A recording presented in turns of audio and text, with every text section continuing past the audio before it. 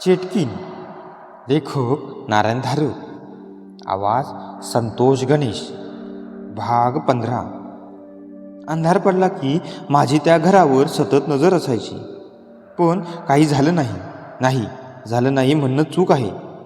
झालं असेलही, पण माझ्या लक्षात आलं नाही. आणि गोविंदही तेव्हा वर्षभराचा होता. त्याचे दात येणं, गोरासारखे आजार, इकडे तिकडे पडून खरचटणं चाललंच होतं. पण मी लक्ष ठेवत होते. 5-1 महिन्यांनी कृष्णाबाईचं तिच्या घरून पत्र आलं. तिला मुलगा झाला होता. भाऊजी आणि कृष्णाबाईचे वडील तिकडेच गेले होते. आपल्याकडच्या पण सर्वांना बारशाला बोलावलं होतं. हे स्वतः तर आलेच नाहीत, पण मला मात्र त्यांनी नको म्हटलं नाही. मी तिथे 2 दिवस होते. मुलाचं नाव यशवंत ठेवलं. मुलगा छान होता. दांडेकरांच्याकडचंच बरंच घेतलं होतं. 1-2 महिन्यात वाडीवर येणार कृष्णाबाई म्हणत होती. जरा एका बाजूला घेऊन तिला सांगितलं, जमलं तर कामासाठी गावचीच एखादी बाई घेऊन ये. तिथे कामाला बाई मिळणं कठीण जाणार आहे. यशवंता 2.5-3 महिन्याचा झाला आणि कृष्णाबाई वाडीवर राहायला आली. बरोबर तिने माहेरकडचंच एक जोडपंच कामासाठी आणलं होतं. पारूबाई आणि धोंडीबा. तिच्यावरचा कामाचा बोजाही गेला. शिवाय कायम सोबतीला घरात ती पारूबाई असणार. मला वाटलं या कृष्णाबाईचं गाडं आता नीट मार्गाला लागणार आहे. पण कसं काय, ती पारूबाई जेमतेम 6 महिने तिथे राहिली. मी रखमाला सांगून ठेवलं होतं, पारूबाईंशी गुडी गुलाबीने वाग. तिला काही मदत लागली तर कर. कारण वाडीवरच्या बायकांचा पारूबाईवरच राग होता. पण हे त्या गव्हाणीतल्या कुत्र्यासारखंच नाही का? स्वतः काम करायचं नाही आणि दुसऱ्याला काम करू द्यायचं नाही.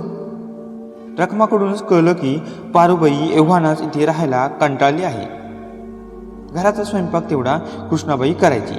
बाकी सगळं काम पारूबाई आणि साफसफाई धोंडीबा यांच्याकडे होतं. तसं काम कठीण नाही आणि जेवून खाऊन वर पगार. पण पारूबाई समाधानी नव्हती एवढं खरं. यशवंताला घेऊन दुपारची नाहीतर संध्याकाळची ती आमच्याकडे यायची. गोविंदा यशवंतापेक्षा 1.5-2 वर्षांनी मोठा. दोघं खेळायचे. पण मी रखमाला अगदी खडसावून सांगितलं होतं, गोविंदाला त्या घरी जाऊ द्यायचं नाही, न्यायचंही नाही. तेव्हा ही पारूबाई माझ्याही नजरेखाली होतीच. तशी आपली 4 चौघींसारखीच धोपट मार्गाने दिवस काढणारी, पण तशीच 4 चौघांसारखी ऐकलेल्या गोष्टींवर विश्वास ठेवणारी. वाडीवरच्या बायांनी तिला त्या घराबद्दल काही ना काही सांगितलेलं असणार आणि तिचा त्यावर विश्वासही बसलेला असणार.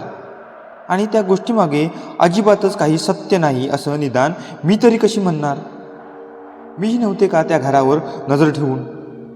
एक गोष्ट माझ्या लक्षात पहिल्या दिवशीच आली होती.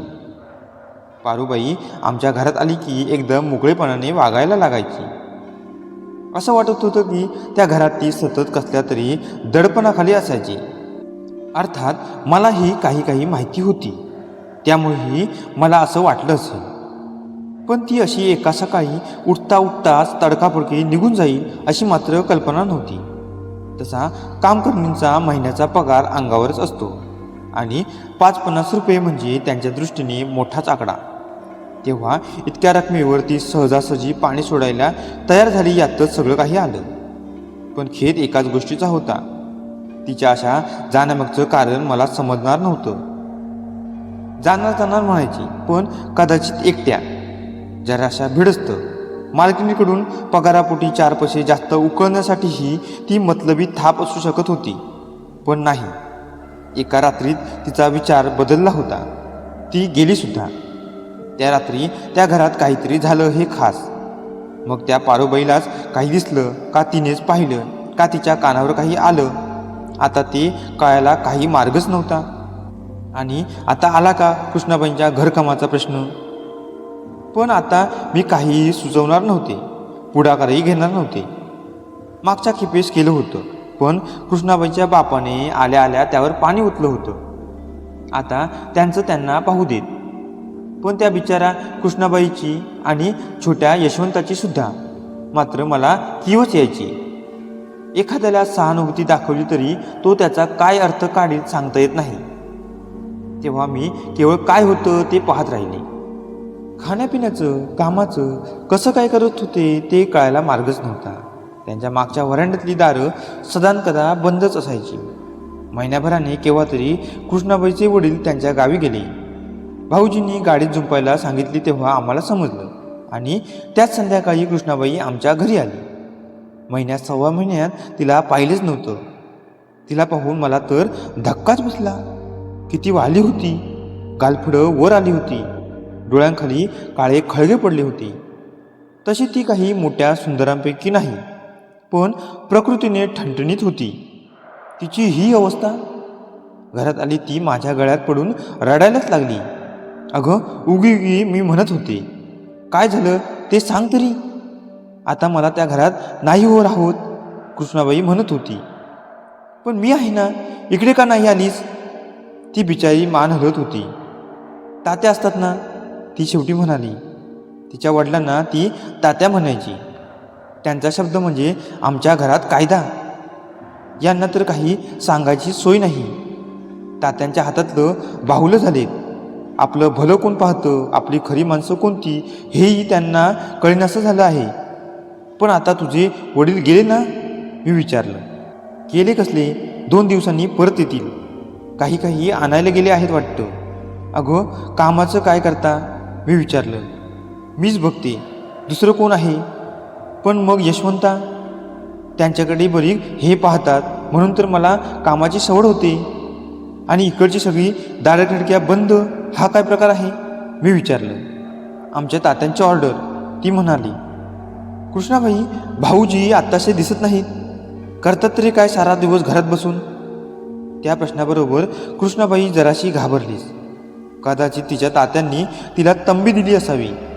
घरातलं काहीही बाहेर कोणाला सांगायचं नाही. मला खरंच माहीत नाही, कृष्णाबाई म्हणाली. सदानकदा दोघं माळ्यावर असतात, रात्रीचे समुद्रावर जातात, काही आणत असतात. मला खरंच माहीत नाही. पण कृष्णाबाईंच्या शब्दावर माझा विश्वास बसत नव्हता. कुतूहल म्हणजे मानवाला मिळालेला मोठा वर आहे, शापही आहे.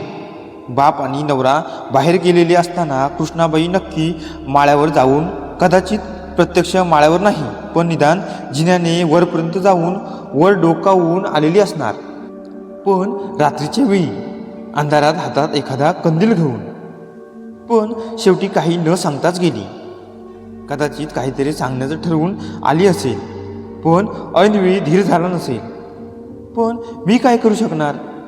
आणि ती म्हणाली तसे ते तिचे वडील झाले की 2 दिवसात हजर. काय चाललं होतं त्या घरात. त्या बिचाऱ्या कृष्णाबाईची काय अवस्था होत असेल. कारण ती कशाला तरी मनस्वी भीत होती, यात काहीही शंका नव्हती. एकदा वेडा विचार मनात आलाही. आपणच धीर करावा आणि जावं त्या घरात. आपण घरातल्या मोठ्या, आपल्याला तेवढा अधिकार खास आहे. पण बाबांचे शब्द आठवले. त्या बाजूकडे फिरकू नकोस. महिना सव्वा महिना कसा तरी गेला आणि एका पहाटे खालचं दार खटखटावलं गेलं. रखमीनेच दार उघडलं आणि ती घाईघाईने वर आली. बाई, खाली चला, कृष्णाबाई आल्यात, ती म्हणत होती. आत्ता इतक्या पहाटेस. मनाशी नवल करत मी खाली आले. दारात कृष्णाबाई, कडेवर यशवंता आणि पायाशी पत्र्याची ट्रंक. कृष्णाबाई, हे काय गं, मी म्हणते तोच माझे दोन्ही हात धरून ती म्हणाली. बाई, आत्ताच्या आत्ता गाडी झुंपायला सांगा आणि मला रस्त्यावर पोचवा. सकाळच्या गाडीने मी माहेरी चालले.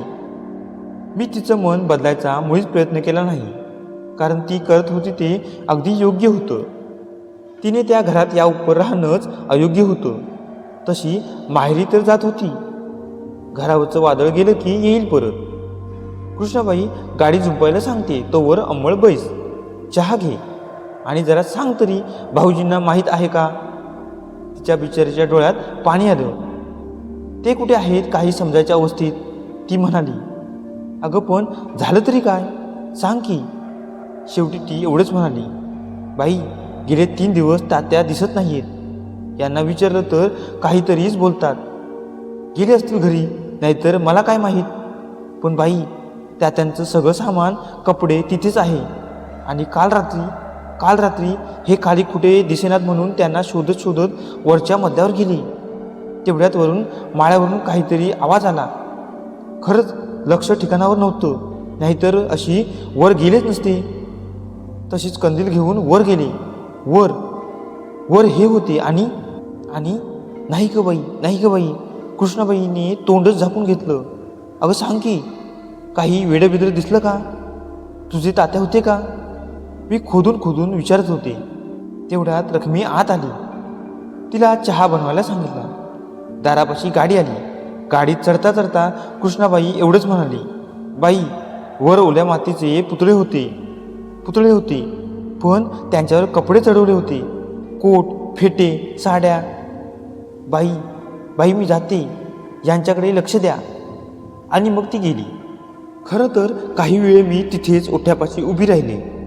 सगळं इतकं एकाएकी घडलं होतं की मनाला तोलच सावरता येत नव्हता.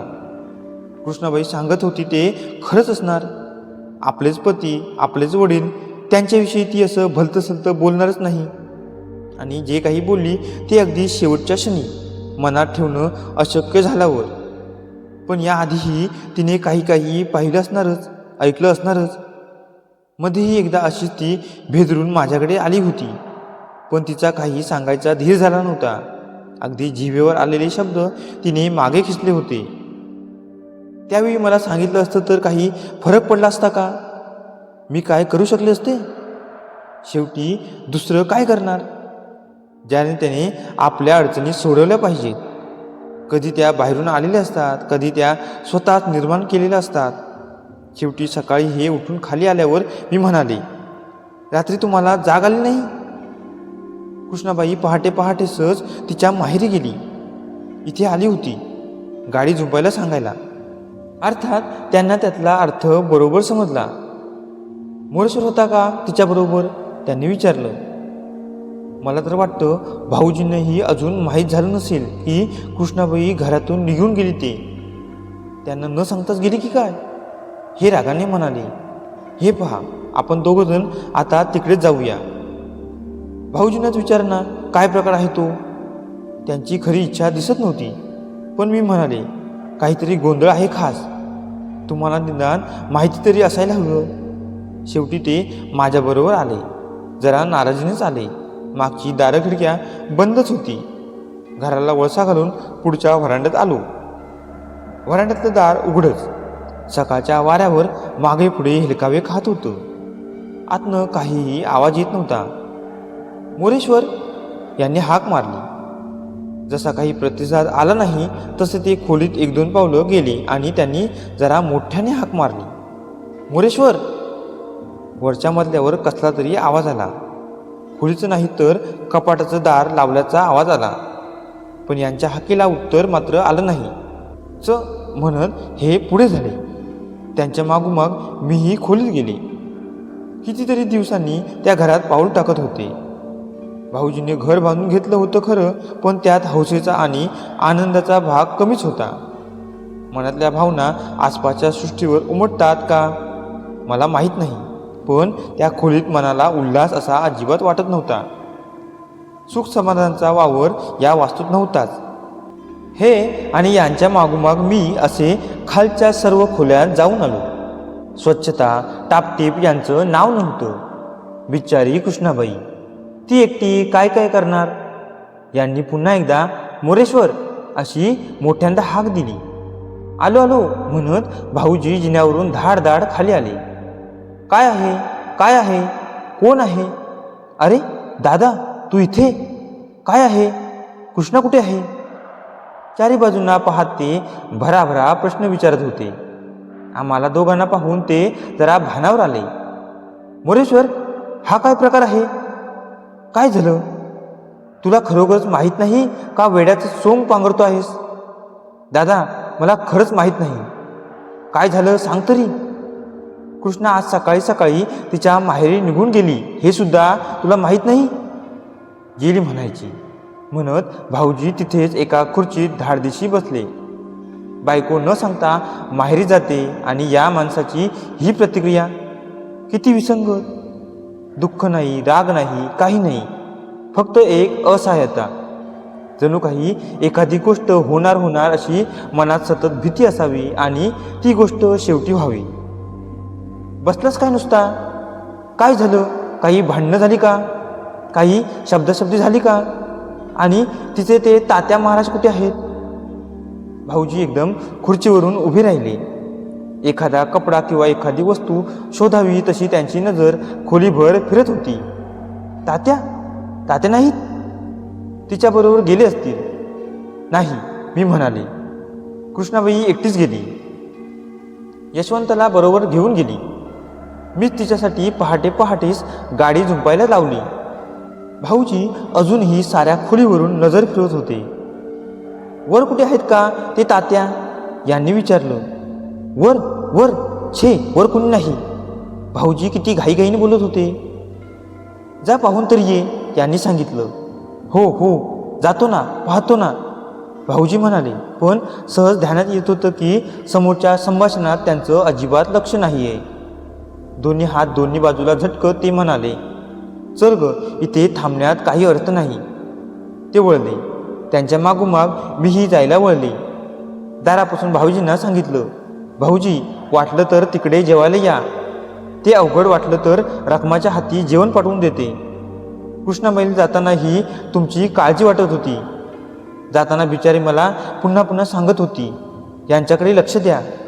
ऐकलत का मी काय म्हणते आहे ते? ते हो म्हणाले खरे, पण मला शंकाच आहे. मी दाराबाहेर पडले आणि एकदम एखाद्या अंधार कोठडीतून बाहेर मोकळ्यावर आल्यासारखं वाटलं. ती वास्तू चांगली नव्हती हीच खरी गोष्ट आहे. कृष्णाबाईचं ते एकच वाक्य पण सारखं कानात घुमत होतं. वर माळ्यावर रेतीचे पुतळे आहेत आणि त्यांना कपडे चढवले आहेत. कोट, टोप्या, उपरणी, साड्या पेहनलेले ओल्या रेतीचे पुतळे. अर्थात ते पाहून कृष्णाबाईंच्या जीवाचा भीतीने थरकाप झाला असणार. कारण ती बिचारी साधी संसारी स्त्री. पण अर्थात मी तशी नव्हते. बाबांच्याकडे नाना लोक येत, नाना हकीकती सांगत, काही खऱ्या, काही खोट्या, काही भास झालेल्या, पण भयंकर तर खासच. बाबा त्याला काळी दलदल म्हणायचे. दुर्गे, एकदा यात पाय रुतला की मग सुटका नाही, ते म्हणायचे. माणूस आतच जाणार.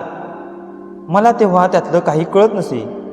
सांगायचं एवढंच की मी कृष्णाबाईसारखी अनअनुभवी भोळी भबळी नव्हते. बाबांना त्या जागेवर पूर्वी काहीतरी जाणवलं होतं. त्याचाच हा प्रत्यक्ष पुरावा समोर आला होता. व्हरांडा उतरल्यावर हे जरा वेळ तिथेच थांबले. काय ह्या मोरेश्वरचं आहे काही कळत नाही, ते म्हणाले. आणि त्या तात्याचाही पत्ता नाही. दांडेकरांच्या घरात असलं कधी नव्हतं झालं. मी काहीच बोलले नाही. माझी तर खात्री होती यांना कल्पनाही नाही असे प्रकार भाऊजींच्या घरात चाललेले आहेत. आम्ही घरी परत आलो. ते तात्या त्यानंतर दिसलेच नाहीत. भाऊजी त्या घरात एकटी असायचे. मी रखमाच्या हाती सकाळ संध्याकाळ त्यांचं जेवण पाठवत राहिले. कधी खात, कधी हातही लावलेला नसायचा. संध्याकाळी अंधार पडला की मधून माझी नजर त्या घरावर जायची. माळ्यावर प्रकाश दिसतो का, वरच्या छपरावर काही दिसतं का, हे पाहत असायची. एकदा वाटलं बाबांनाच इकडे बोलावून घ्यावं, पण हे यांना आवडलं नसतं आणि बाबांचंही आता वय झालं होतं. पण मग हे सगळं डोक्यातून पार गेलं. भाऊजींच्या घरावर जप्ती आली. वाडीवर हा गोंधळ. तो बेली, धनको सावकार, पंच, कोर्टाचा शिपाई, सुदैव हे घरीच होते. प्रकार काय आहे कळताच यांच्या अंगाची संतापाने लाहीलाही झाली. मग ते एकदम बर्फासारखे थंड झाले. माणूस पाठवून त्यांनी पार्टीला आमच्या व्हरांड्यात बसवलं. बिलीपकडचे कागदपत्र पाहिली. तिथल्या तिथे रक्कम चुकती केली. प्रकरण मिटवलं. दुसरा सारा दिवस हे श्रीवर्धनलाच होते आणि तिसऱ्या संध्याकाळी येताना डॉक्टरांना बरोबर घेऊनच आले. भाऊजींना बोलावून आणलं. आधी त्यांना यायला कितीतरी वेळ लागला. आले तर कसला अवतार, दाढी वाढलेली, अंगावर मळलेले कपडे. भाऊजींना यांनी स्नान करायला लावलं. चांगले कपडे घालायला दिले आणि डॉक्टरांकरवी त्यांची तपासणी करून घेतली आणि मग तिघे श्रीवर्धनला गेले होते. हे आणि भाऊजी एकदम संध्याकाळी परत आले. आल्या हुश करून खुर्चीत अंग टाकलं. शेवटी मी विचारलं, आता सांगाल का गेले 3 दिवस कसली धावपळ चालली आहे ती? वाडीचं प्रकरण मिटवून टाकलं हे म्हणाले. मोरेश्वरच्या वाट्याचा सर्व हिस्सा मी विकत घेतला, पण त्याची सही होण्यापूर्वी त्याची 2 डॉक्टरांकडून तपासणी करून घेतली. शारीरिक आणि मानसिक दोन्ही दृष्टीने अगदी तंदुरुस्त आहे याची डॉक्टरांची खात्री झाल्यावरच कागदपत्रावर त्याच्या सह्या घेतल्या. आता वाडीवर त्याच्या मालकीचं काहीही नाही. मी काहीतरी बोलणार तोच हात वर करून मला गप्प करीत हे म्हणाले, हां, त्याला काहीही होणार नाही. त्याला त्याच्या घरात खुशाल राहू दे. त्याला इथे आपल्या घरी राहायचं असलं तरी माझी काही हरकत नाही. तो माझा भाऊच आहे, कुणी शत्रू नाही. त्याची सर्व व्यवस्था इथे होईल. अन्न, वस्त्र, निवारा, कपडे, इतर सर्व. कशाचीही त्याला वाण बसणार नाही. फक्त त्याला वाडीचा मालक म्हणून कोणताही व्यवहार करता येणार नाही. श्रीवर्धनच्या वर्तमानपत्रात उद्या तशी जाहीर नोटीसही छापून येणार आहे. पण हे जप्तीचं काय प्रकरण होतं सांगा की? मी विचारलं. अगं, त्याचा तो तात्या, कृष्णाचा करंटा बाप, त्याने मोरेश्वरच्या नावावर गावात भरपूर पैसे कर्जावर घेतले आणि याने न सांगता सवरता सह्या केल्या. आता झाला की तो भामटा पसार. पण त्याला कशाला नाव ठेवायची? आपलंच नाणं खोटं. आता मिटलं प्रकरण एकदाचं, ते म्हणाले. पण मला तसं वाटत नव्हतं. हा साध्या पैशांचा प्रश्न नव्हता किंवा साध्या फसवाफसवीचा प्रश्न नव्हता. कृष्णाबाई म्हणत होती ते त्या माळ्यावरचे रेतीचे पुतळे म्हणजे काही निरर्थक चाळा नव्हता आणि असल्या विचित्र वृत्तीमागचा हेतू कधीच चांगला नसतो. मला आणि माझ्यांना काही त्रास होणार नाही हे पाहणं माझं कर्तव्य होतं आणि माझ्या एकटीचंच. मी कुणालाही विश्वासात घेऊ शकत नव्हते. कुणाशीही चक्कार शब्द बोलू शकत नव्हते. सतत सावध राहायचं, डोळे उघडे ठेवायचे आणि हे मला एकटीलाच करावं लागणार होतं. भाऊजींच्या एकूण वागण्यातच तरेवेकपणा आला होता. जेवण पाठवलेलं कधी खायचे, कधी हातसुद्धा लावलेला नसायचा. पण प्रकरण असं अगदी कडेलोटापर्यंत पोचलं असेल याची काय कल्पना? पण लगेच वाटतं, कल्पना असती तर काय केलं असतं? काही करता आलं असतं का? 2 दिवस अन्नाला हात लावला नाही तेव्हा मला काळजी वाटायला लागली. त्यांची प्रकृतीच जरा बिघडली असेल तर. शेवटी हे वाडीवरून दुपारचे परत आले तेव्हा त्यांना सांगितलं, अहो जरा त्या भाऊजींना भेटून तरी या. 2 दिवसात काही खाल्लेलं नाही त्यांनी. तुला साऱ्या जगाची काळजी, ते कुरकुरत म्हणाले. पण गेले आणि 5 मिनिटातच परत आले. त्यांच्या चेहऱ्याकडे एकच नजर टाकली. समजलं की काहीतरी नको ते झालेलं आहे. आल्या आल्या ते मटकन खुर्चीवर बसले. काही न बोलण्यातच शहाणपणा होता. मी गप्प बसले. जरा वेळने तेच म्हणाले, अगं त्या मोरेश्वरने भलतंच काहीतरी करून घेतले ग. आणि मग जरा वेळाने त्याने गळफास लावून आत्महत्या करून घेतली आहे. अगं बाई, मी म्हणाले खरी, पण खरं सांगायचं तर मला काही फार मोठा धक्का बसला नाही. भाऊजींची गाडी घसरणीलाच लागली होती. शेवटी असंच काहीतरी होणार. काय करणार आहात आता? मी यांना विचारलं. आधी पहिल्या मी स्टुलावर चढून त्याच्या गळ्याभोवतालचा फास कापला आहे. त्याला खाली गादीवर झोपवलं आहे आणि मग मलाच यांनी आश्चर्याचा धक्का दिला. इतका निष्ठुर व्यवहारीपणा यांच्यात असेल असं मला वाटलंही नव्हतं. हे बघ, ते म्हणाले, या प्रकरणाचा अजिबात बोभाटा व्हायला नको. एकदा का षटकर्णी झालं की मग ती शवाची चिरफाड, पोलीस चौकशा, सगळं काही आलंच. आपण कशालाही काडी इतकेही जबाबदार नाही आहोत. हा ससेमिरा मात्र विनाकारण मागे लागायचा आणि पुन्हा बदनामी होणार ती वरच. मला वाटतं रोगाने मृत्यू आला असं सगळ्यांना सांगावं आणि इथेच विधी करून घ्यावा. नाहीतरी माझ्या बाबांच्या वेळी कुठे आणले होते डॉक्टर, कुठे आणली होती सर्टिफिकेटं? पुढे काही लपडं निघायला नको. तुमचंच म्हणणं योग्य आहे, मी त्यांना सांगितलं. फक्त रकमेला खरी गोष्ट सांगायला हवी. ती बाहेर चकार शब्दही बोलणार नाही. ठीक आहे, रकमाच फक्त, दुसरं कोणी नाही. आणि दुर्गा, घाई करायला हवी. खरं तर मृत्यूची वेळ आपल्याला माहीत नाही. आत्ताच शरीर जरा ताट आहे. घाई करायला हवी. मी रखमाला बोलावून आणलं, तिला काय झालं हे सांगितलं. यांनी चिठ्ठ्या देऊन 2 माणसं दवडली. एक श्रीवर्धनला अंत्यविधी करणारे दामोदर भटजी होते त्यांच्याकडे आणि दुसरा कृष्णाबाईंच्या माहेरी. तोपर्यंत वाडीवरच्या कामकऱ्यांत बातमी पसरलीच होती. संध्याकाळी 5 वाजण्याच्या सुमारास दामोदर भटजी आले. तोपर्यंत किनाऱ्यावरच्या खडकावर यांनी सगळी तयारी करून घेतलीच होती. रात्री 8-8:30ला कृष्णाबाईंच्या घरी पाठवलेला माणूस परत आला. घर बंद होतं. माणसं घर सोडून गेली होती. मग यांनीच भाऊजींच्या शवाला अग्नी दिला. घराच्या वरच्या मजल्यावरच्या खिडकीतून मी ती धडधडती चिता पाहत होते. वाटलं सर्व काही अग्नेय स्वाहा झालं. 2 दिवसांपूर्वीच हा माणूस खात पित होता, आपल्यात वावरत होता. आता सारं शरीर अग्नीच्या ज्वालांत राख राख होऊन गेलं. त्या माणसाची नावनिशाणीही मागे उरली नाही. तत्वज्ञान ते वर सतत अधांतरित असतं. खऱ्या आयुष्याला कधीही स्पर्श करीत नाही. शेवटी वाडीवर उरले फक्त मी हे आणि गोविंदा आणि सोबतीला या आठवणी, भाऊजी, कृष्णाबाई, यशवंता. पुढचे काही दिवस जरा कठीणच जाणार होते. तेव्हाच मनाशी ठरवलं, बाबांना काही दिवसांसाठी वाडीवर बोलावून घ्यायचं. भाऊजींच्या संबंधातले सर्वच प्रसंग जरा चमत्कारिक होते. जावयाचा धाकटा भाऊच वारल्यावर त्यांनी वाडीला भेट दिली तर ती व्यवहार आणि उपचार दोन्ही दृष्टीने योग्यच होती. बाबा येणार या विचारानेच मनाला मोठा धीर आला. मनोमन वाटत होतं की सर्वच प्रकार आपल्याला अजून माहीत झालेले नाहीत. काही अजून अंधारातच आहेत. बाबांनी निदान एकदा तरी भेट द्यायलाच हवी. रात्री 10च्या सुमारास सगळी माणसं परत आली. सगळे समुद्रात स्नान करूनच आले होते. रखमानेच कुणाला तरी सांगून भात करून आणला होता. आम्ही नावासाठी 2-2 घास खाल्ले आणि झोपलो. दोघांचं जणू काही ठरलंच होतं की आता रात्रीची या प्रसंगावर कोणतीही चर्चा करायची नाही. मी यांना फक्त एवढंच सांगितलं, उद्या बाबांच्याकडे निरोप पाठवणार आहे. ते नुसतेच हो म्हणाले. रात्र उलटली. तुमच्या आयुष्यात कितीही उलटापालट झाली तरी सृष्टीचं दिवसरात्रीचं चक्र चालूच असतं.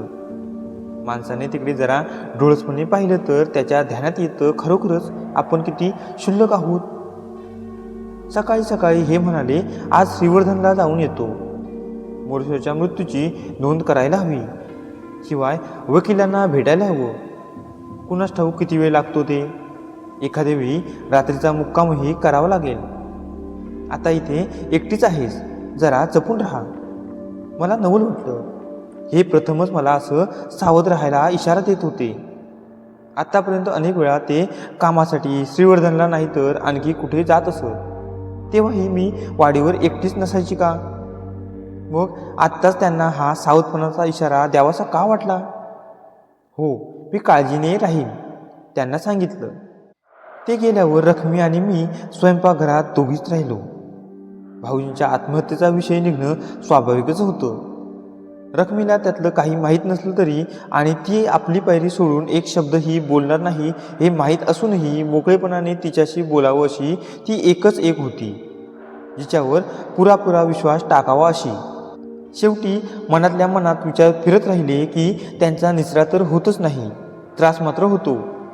तेच एकदा शब्दावाटे बोलून टाकले की बरं वाटतं. रखमे, मी म्हणाले, हा नालायक तात्याच याच्या सगळ्या मागे आहे. तुला सांगितलं नाही, पण या तात्याने त्या घराच्या माळ्यावर रेतीचे पुतळे करून ठेवले आहेत. मी अजून पाहिले नाहीत. आणि त्या पुतळ्यावर म्हणे कपडे चढवले आहेत. ही काय करणी वगैरे आहे काय ग? आणि भाऊजींना कित्येक हजारांना फसवलं. आपल्याच मुलीचा संसार आपण उधळून लावतो आहोत एवढंही भान त्या नालायकाला राहिलं नाही. आणि आता कसा गायब झाला पहा. बायकोपुरीला घेऊन घरदार सोडून पार पसार. पण या भाऊजींनी यांना एका अक्षराने काही सांगितलं नाही. जरा तरी सल्ला विचारायचा. कितीही अडचण झाली तरी आम्ही नसती का मदत केली? मला तर वाटतं शेवटी त्यांचं डोकं ठिकाणावरच नव्हतं. या तात्यांनी त्यांच्यासमोर काय केलं होतं, त्यांच्याकरवी काय करून घेतलं होतं, आता ते कळायला काहीच मार्ग नाही. पण एकट्याने त्या घरात राहणं त्यांना अशक्य झालं असलं पाहिजे. कदाचित त्या कृष्णाबाईची सुद्धा आठवण येत असेल आणि तिच्याशी बोलता बोलताच मनात विचार येत होता, एकदा त्या घरात जाऊन आलं पाहिजे. बाबांचा इशारा अर्थात लक्षात होता, पण ही दिवसाची भर उन्हाची वेळ, शिवाय सोबतीला रकमी आणि नुसती एक नजर टाकून लगेच परतायचं, कोणताही धोका घ्यायचा नाही, पण एकदा पाहून यायचंच. स्नानाचा विचार मनात आला. मग लागलीच वाटलं आधी स्नान करूच नये, त्या घरात जाऊन आल्यावरच मगच स्नान करावं, कारण त्या घराची कीर्ती चांगली नव्हती. कृष्णाबाई त्या घराची स्वामिनी, घराचा त्याग करून गेली होती. तात्या, त्यांचा तर पत्ता नव्हता. आणि शेवटी मोरेश्वर भाऊजी, त्यांनी तर आत्महत्याच केली होती. एकूण लांछिक वस्तू, डागाळलेली वास्तू, तिथला काही क्षणांचा वावरही अमंगल होता. परतल्यावर स्नान करून शुचिर्भूत व्हावं हेच उत्तम.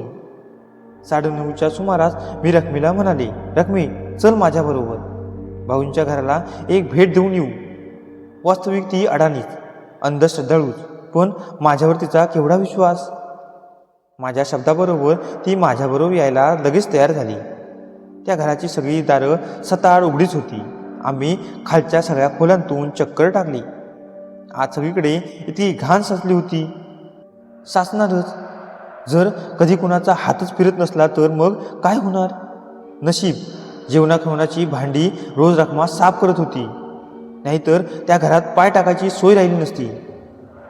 मग दुसरा मजला, तिथल्या तर सगळ्या खोल्या बंदच होत्या, त्यांच्यावरून एक नजर पुरेशी होती. आणि आता माळा. खरं तर त्याच्यासाठीच मी या घरात आले होते. मधल्या खोलीतून जिना वर जात होता. मी वर निघाले. जिना सरळ वर माळ्यातच उघडत होता.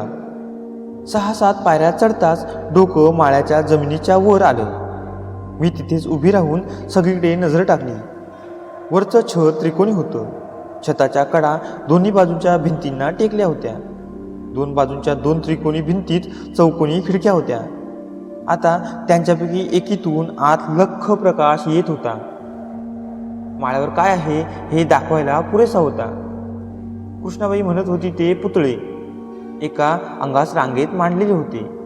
त्यांच्यावर कपडे पेहणलेले होते.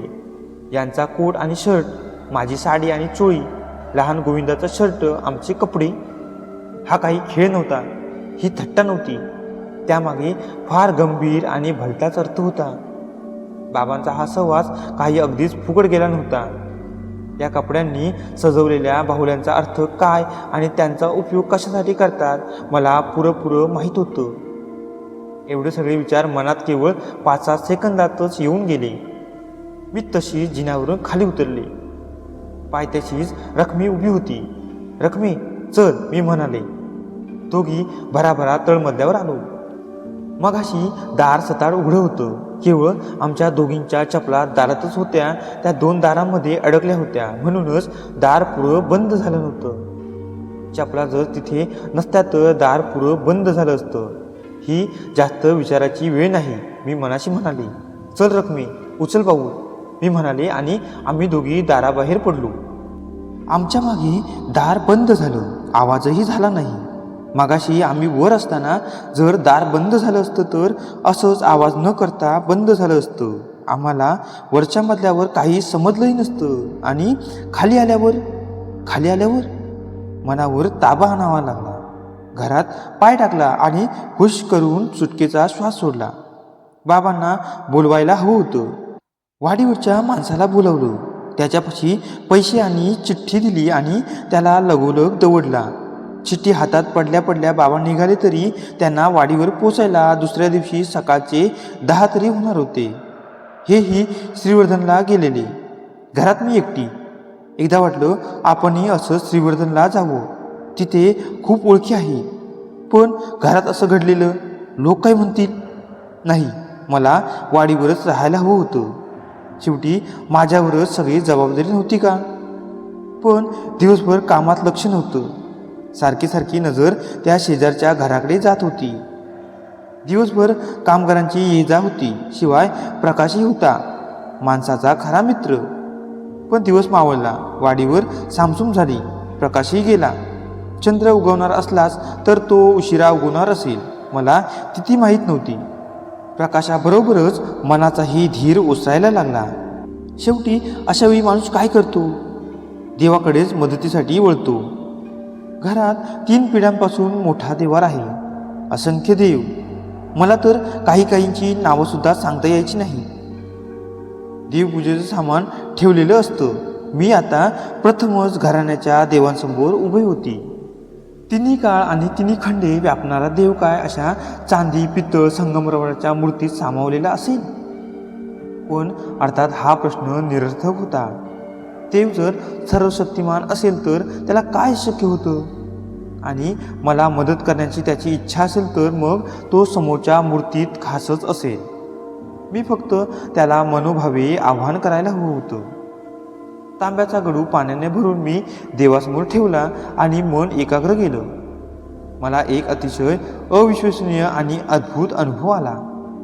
डोळ्यासमोरचं सर्व काही एका लखलखत्या लाल पांढऱ्या बिंदूत एकत्र आलं. ही भुवन नव्हती की भास नव्हता. मी अगदी पूर्ण शुद्धीवर होते. वातीला काडी लावली की वात पेट घेते एवढं आपल्याला माहीत असतं. त्यामागचं शास्त्र माहीत नसतं. पण दिवा लावण्यासाठी त्या शास्त्राचं ज्ञान आवश्यक नसतं. पण जो अनुभव आला त्याचा मी काय अर्थ लावायचा? हे मीच केलं होतं ही माझ्यापाशी एक खूण होती. या क्षणी हे होणं हा खासच योगायोग नव्हता. निदान मी तसं समजणार नव्हते. एक मोठा श्वास सोडताच जग परत पूर्ववत दिसायला लागलं. मी तांब्याचा गडू उचलायला गेले आणि हाताला जवळजवळ चटकाच बसला. आतलं पाणी उकळी फुटल्यासारखं गरम झालं होतं. मी एका वस्त्रात ते गडू घेतला आणि त्यातलं पाणी घराच्या 4 भिंतींच्या पायथ्याशी शिंपडत गेले. मनातल्या हेतूचा उच्चार करायची आवश्यकता नव्हती. उरलेल्या पाण्याचे 2 थेंब माझ्या चेहऱ्यावर उडवले आणि 2 थेंब रखमीच्या चेहऱ्यावर उडवले. आम्ही झोपलो. मला अगदी शांत झोप लागली होती. रखमी म्हणते, रात्रभर घराभोवती कसले कसले आवाज येत होते. रखमे, आपल्याला काही झालं नाही ना? मी तिला म्हणाले, मग ते विसरून जा. निदान 4 चौघात बोलू नकोस. निमित्ताला टेकलेले अडाणी लोक असं काही कानावर आलं तर पळून जायचे. भाग 15 समाप्त. चेटकीण. लेखक नारायण धारव. आवाज संतोष गणेश. मित्रांनो, आजचा हा भाग तुम्हाला कसा वाटला तुम्ही कमेंटमधून मला सांगू शकता. आणि या पुढील भाग पाहण्यासाठी चॅनलला सबस्क्राईब करून ठेवा. धन्यवाद.